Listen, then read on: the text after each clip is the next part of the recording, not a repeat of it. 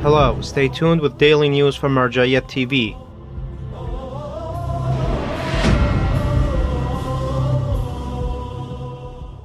Daily meetings of Grand Ayatollah Shirazi.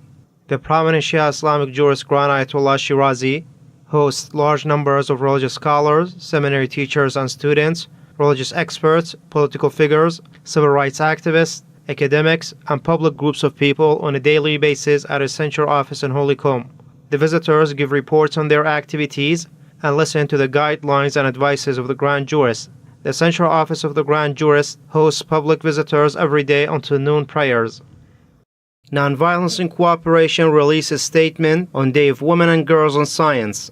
Coinciding with February 11th, marking the International Day of Women and Girls in Science, the Nonviolence and Cooperation released a statement emphasizing on international accords about women's involvement in scientific arenas around the world. Considering the fact that women shape up half the population of various communities, all member states of the United Nations, within the frameworks of international agenda, agreed to plans that empower the women and girls' involvement in human and scientific arenas until 2030. Nonviolence and Cooperation further stated, the United Nations, based on these resolutions, strives to improve the women's participation in the society in order to confine the phenomena of poverty, which has turned into major crisis in our today's world. To achieve this goal, the women and girls should be empowered to participate in areas such as technology, inventions, economic activities, social movements, and environmental programs. This statement added, therefore, February 11 was introduced as the International Day of Women and Girls in Science,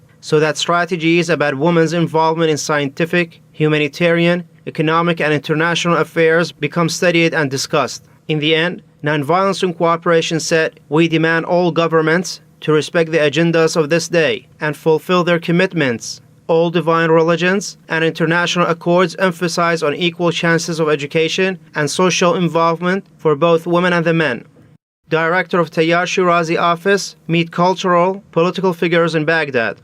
The director and some members of Al-Tayyar Shirazi office, dependent to the foundation of Grand Ayatollah Shirazi, held meetings with several cultural and political figures in the Iraqi capital Baghdad. An Iraqi member of parliament, the deputy head of political affairs at Iraq's National Reformation Party, the supervisor of Baghdad's educational department, and the director of Iraq's National Reformation Party in Baghdad were among the figures who met with the director of Al-Tayyar Shirazi office. In these meetings, several subjects on social, political, and religious grounds, as well as issues about the needy, the families of the martyrs, and the orphan families were discussed.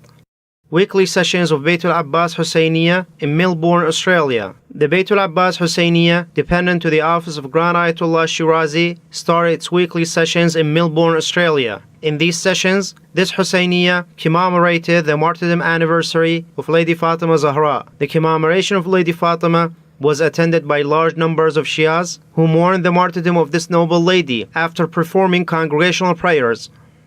Iraqi tribal chiefs visit Public Relations Office of Grand Ayatollah Shirazi in Holy Kadhimiyah, Iraq. The Public Relations Office of Grand Ayatollah Shirazi in Holy Kadhimiyah hosted a number of delegates from the Iraqi tribal chiefs and some prominent Iraqi figures. In this visit, these delegates met with Sheikh Ahmed Al-Lami, the director of this office. Different subjects, such as the duties of Iraqi tribes, were discussed in these meetings. Further, Sheikh Ahmed Al-Lami conveyed the guidelines and instructions of the Grand Ayatollah Shirazi to the Iraqi tribal chiefs and honored the historical supports of the Iraqi tribes for the great Islamic jurists against foreign invaders.